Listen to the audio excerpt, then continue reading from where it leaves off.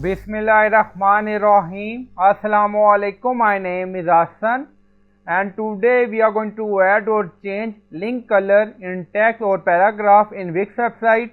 Before starting work, it's my request, please subscribe my channel. Thank you. Now back to our work. So we are in Wix editor.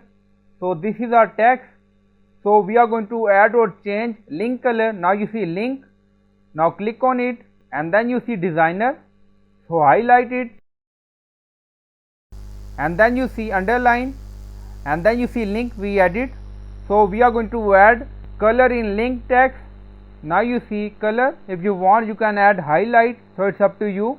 Now select color, so you can set color scheme according to requirement for link in text. So we select this. Now close. Now you see link color change in paragraph or text, and also if you want you can add highlight again. Select or highlight this. Now you see highlight, so click on it. Now you see we added highlight and link color. So I hope you like this video. Please like, comment, share, subscribe. Thank you for watching.